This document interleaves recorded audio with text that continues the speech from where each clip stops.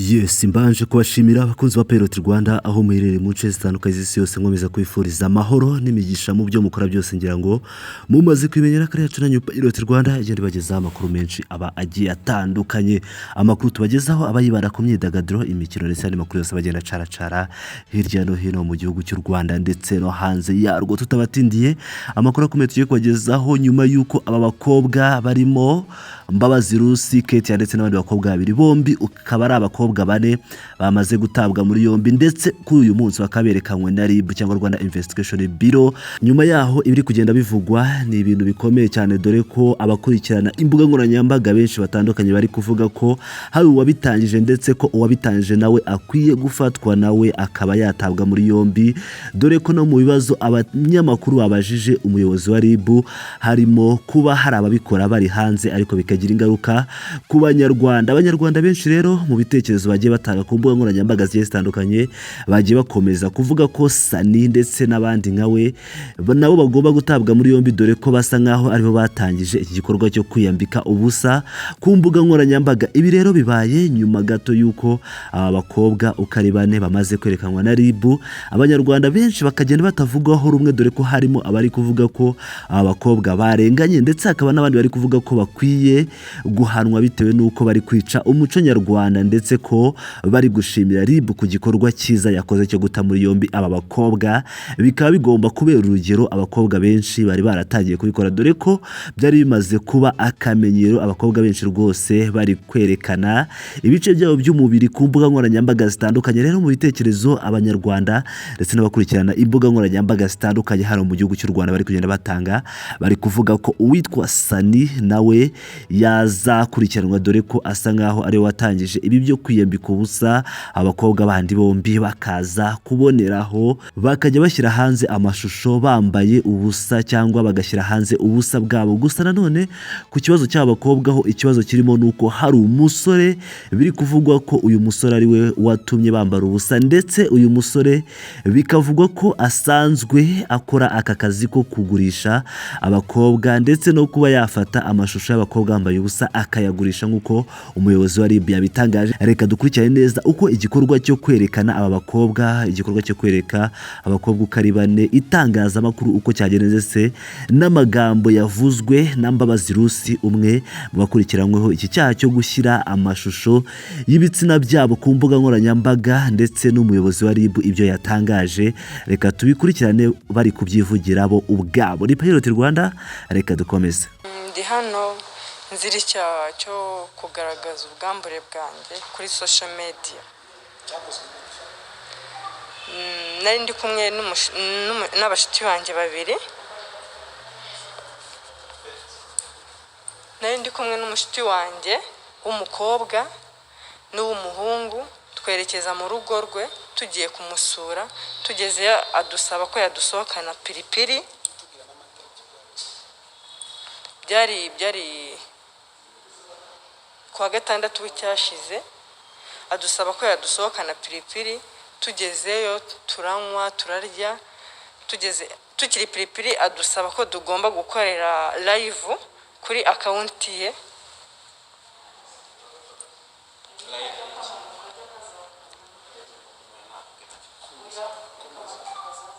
Adusaba ko tugomba gukorera live kuri account ye, live yo kuri Instagram. Live y'iki? Live We yaratubwiye ati live turi bukore icyambere ashaka ni aba views. Turakorera video twerekana ubusa bwacu, turabimwemerera. Turamubwira tuti nitugera mu rugo ufungure account yawe tujyeho kuri live. Tugeze mu rugo yari yaguze inzoga zitandukanye zuzuye aho ngaho, turabanza turanywa. Tumaze gusinda, twasinze cyane, afungura account ye, nibwo twatangije gukora live twambaye ubusa njyewe na mugenzi wanjye. Twebwe twabikoze tuzi ko nta ngaruka bizagira, nta nubwo twari tuzi ko mu mategeko yo mu Rwanda nta kibazo kizaba, kuko ntabwo twari tuzi ko n'ubwa mbere natwe byari bitubayeho, n'ubwa mbere twari tunabibonye ubusa bugiye ku mugaragaro nka buriya. twebwe nta nyungu twari dufite kuko twabikoze turimo gufasha mugenzi wacu kuko yari yadusabye ngo dukore live kuri akawunti ye. Ni umuhungu. wakora akazi ki mu muzi gutumwa muzi gutumwa twebwe tumuzi ngiye uko muzi ni inshuti yanjye yanjyanyeyo tugezeyo uwo muhungu afite amafaranga menshi ariko nta kazi afite twajyaga twifotoreza mu mafaranga ye yuzuye aho ngaho yuzuye mu nzu tukibaza akazi akora natwe bikatuyobera akatugurira ariko nta numwe yagombaga kuvuga ngo wenda ngo bararyamana muha amafaranga byari enjoy. yitwa nde atuye hehe Yatubwiye ko yitwa Gangster nta rindi zina rye. muri bihese kujya mu bubari biremewe ko mwasohokera piripiri Ntago byemewe ariko piripiri wo barakora. hanyuma umaze kumenya ko wakoze live n'iyo ngiyo ko wari wasinze ugaruye ubwenge wumva umeze gute? Mu gitondo narabyutse mfunguye telefone nta kindi cyantanze imbere ni amavideo nanjye kimwaro cyaranyishe n'isoni ziranyisha nekereza niba ari njyewe wabikoze birantenga ariko nkaba nsaba imbabazi z'ibyo nakoze kuko ntabwo nabikoze mbigambire nta n'inyungu mbifite kuko nabikoze nkaho ndimo gukorera mugenzi wanjye yari yansabye ko ashaka ama views kuri account. Ndasaba imbabazi abayobozi yaba RIB na polisi y'u Rwanda n'abayobozi batandukanye n'igihugu cy'u Rwanda kuko nagikojeje isoni n'abagenzi banjye tungana n'urubyiruko bose ndabasaba imbabazi bambabarire k'iki kintu nakoze ntazongera kugikora.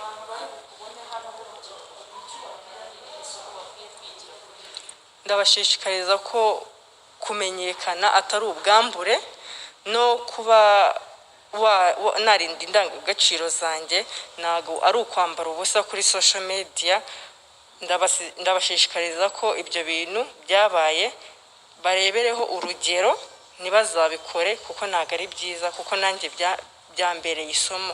urumva ari byagize ingaruka se Ni ubwa mbere nari mbibonye. Oya usanzwe ukora usanzwe covid itaraza nakoraga hariya kwa Ndori muri resitora. usanzwe wigisha ukavuga uti bwanjye byawe isoni Yego oya ni ubwa mbere byari bimbayeho. Nari nsanzwe nk'inzoga ariko izo nanywaga ntago zimeze nk'iz'uwo munsi nanyweye.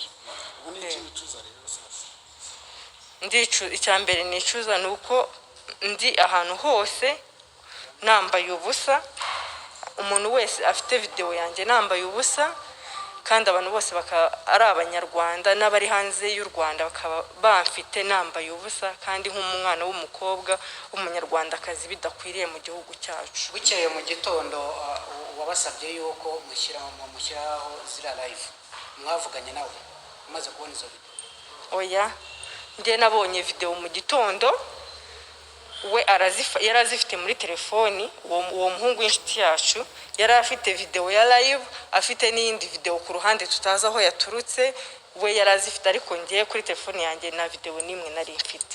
ubu mwana wawe urumva nawe kubira imari imyaka utazi kumva bizagenda nanjye ni igisebo kuri njyewe niyo mpamvu magaza mbasaba imbabazi ko biriya bintu bitazongera kandi mu mbabare n'abanyarwanda bose barimo bazabona iyi video cyangwa babibonye ndabasaba imbabazi bambabare n'urubyiruko bagenzi banjye bambabarire.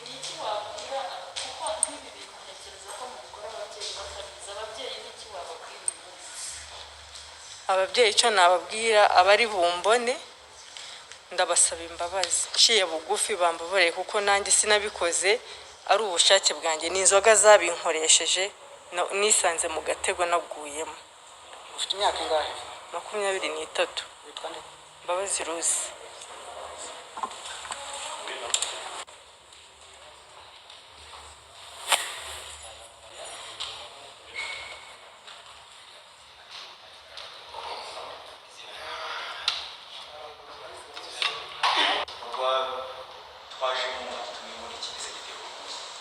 murakoze.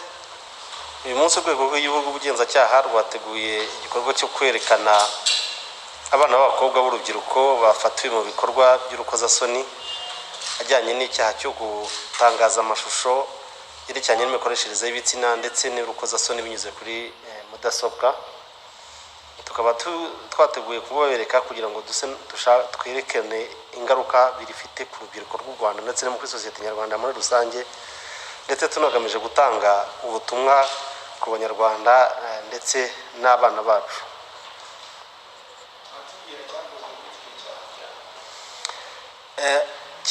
Biriya bikorwa byakozwe ni umuntu w'umugabo wafashe mukuru ufata amafaranga akura mu bijyanye no gucuruza ibikorwa by'urukozasoni ndetse n'ubusambanyi yamamaza kuri za social media. Nkuko babibabwiye, arafata abana b'abakobwa bari mu kigero cy'imyaka 18 na 25, akagenda akabaha ibiyobyabwenge, akamuyamara kubatsindisha akabasaba gukuramo imyenda yabo bakambara ubusa, noneho agafata amashusho yabo akayashyira kuri social media agamije kuyacuruza. Si ibyo gusa kandi, iyo amaze gukora ibyo ngibyo, abantu bamaze kureba ayo mashusho ye barahindukira bakamwereka ko bakeneye kuvugana n'abo bantu bashyizwe kuri social media, ko babona bumva bakwishimisha bari kumwe nabo. Ubwo rero ni muri ubwo buryo, uretse kuba acuruza anyuze kuri social media, ariko anacuruza abana b'abakobwa bagamije kugira ngo abantu baze kubasambanya. Iyo urebye rero usanga iki gikorwa si cyo gucisha kuri social media gusa ubwacyo cyonyine, ahubwo kinaganisha no kwicuruzwa ry'abantu, kuko niba bamaze kugaragaza amashusho yabo hanyuma abantu bakaza kubashaka banyuze kuri uriya, kiba ari icyaha cyo gucuruza abantu. Ibi bikorwa rero biba uruhurirane rw'ibindi byaha nk'uko mubibonye, uretse kuba hariho icyaha cyo gucuruza abantu no kubaha ibiyobyabwenge ndetse n'ibisindisha, hakaza noneho no kwangiza umuco nyarwanda, kandi ariwo twikuba dukomeraho n'indangagaciro z'abanyarwanda nk'uko mwumvise urimo n'umukobwa yababwiraga. Bituma urubyiruko rwacu rusa naho rushidukira kureba biriya, noneho bakishora mu bindi byaha birimo bimwe twahoze tubabwira by'ibiyobyabwenge ndetse n'ibisindisha, kandi bagahura n'ingaruka zikomeye zo kuba bacuruzwa muri buriya buryo.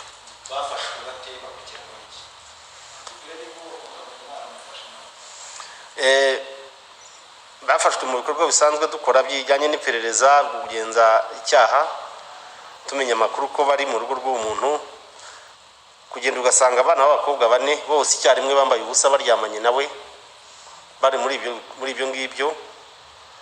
Noneho barafatwa kugira ngo nibura bakurikiranwe kuri ibyo byaha. Ibyaha nababwiye rero bakurikiranweho uyu munsi, nk'abana b'abakobwa bakurikiranweho ibyaha byo gutangaza amashusho yerekeranye n'imikoreshereze y'ibitsina ndetse n'amashusho y'urukozasoni binyujijwe ku mbuga nkoranyambaga hakoreshejwe computer, ndetse bagakurikiranwa, hakabaho n'ukurikiranweho kunywa ibiyobyabwenge kuko hari uwapimwe bakabimusangamo kandi nawe ubwo akaba abyiyemerera.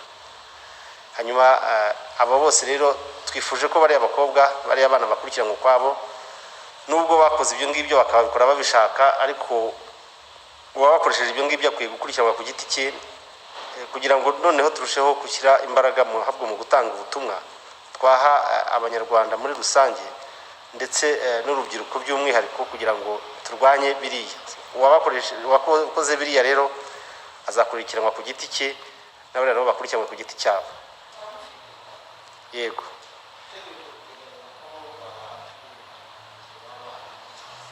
Kuri bariya abana b'abakobwa, ibyaha bakurikiranyweho biteganyijwe mu itegeko rirebana n'ibyaha bikorewe ku ikoranabuhanga. Icyaha cyo gukoresha amashusho aganisha ku mikorere y'imibonano mpuzabitsina biteganya ko uhamwe n'icyo cyaha ashobora guhabwa igihano kiri hagati y'imyaka 3 n'5 ndetse n'ihazabu iri hagati ya $1 na $3. Naho ikijyanye n'urukozasoni ni igihano giteganyijwe cy'amezi 6 kugera ku myaka 2.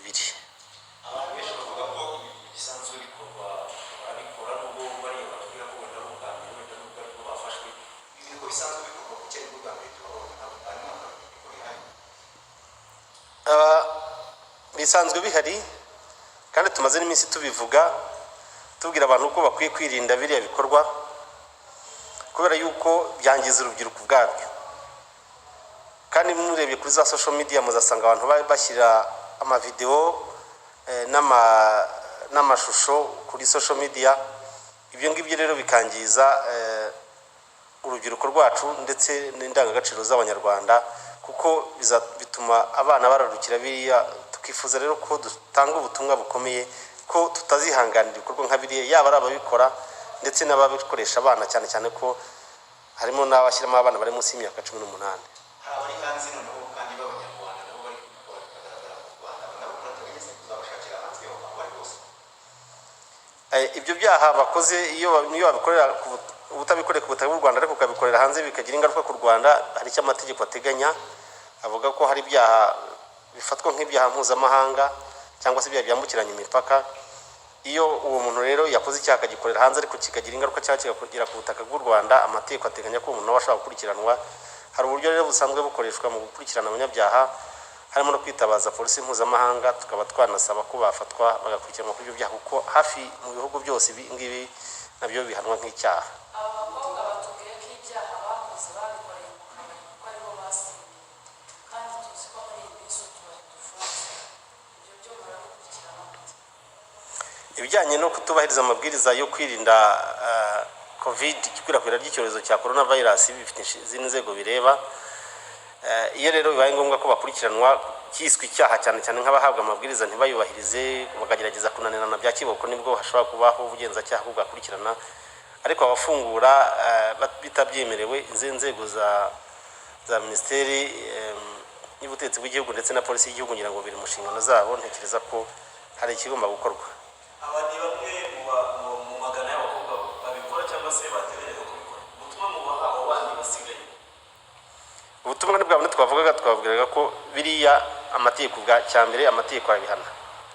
Ntabwo rero tuzihanganira uzagaragaza ubunyota yo gukora biriya, kuko ari icyaha ubwacyo, kandi mwumvise ko n'ibihano biteganijwe ari birebire. Noneho ntabwo twanakwemera ko urubyiruko rwacu rugana muri biriya, cyane cyane ko twavuze ko akenshi bigana mu icuruzwa ry'abantu. Ibyo rero ntabwo tuzigera tubyihanganira. Turababwira ko bakwiye kubireka, cyane cyane ko babishe ahazaza habo, kuko iyo umuntu agaragaye ku mashusho nka kuriya ni kenshi aba afite ingaruka azahura nabyo imbere. Icyo dukora rero ni ukubwira abanyarwanda, ababyeyi cyane cyane, ndetse n'abandi bafite inshingano zo kurera abana, kubakurikirana imibereho yabo n'ibikorwa byabo, cyane cyane turi muri ibi biha abana batari ku mashuri bashobora gushukwa na biriya. Tugasaba ko abantu rero bakurikirana abana, ntihagire ushorwa muri biriya bikorwa, kuko uzabishorwamo azakurikiranwa.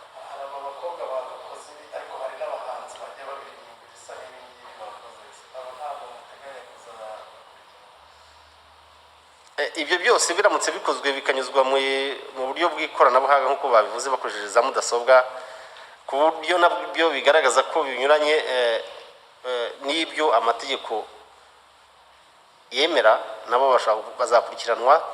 Ariko ubwo bizaterwa noneho nuko twabonye niba uwo waririmbye yabishyize kuri za social media cyangwa se ahandi hantu hose banyuze mu nzira z'ikoranabuhanga, kuko nicyo tegeko rimwe rikurikirana uyu munsi.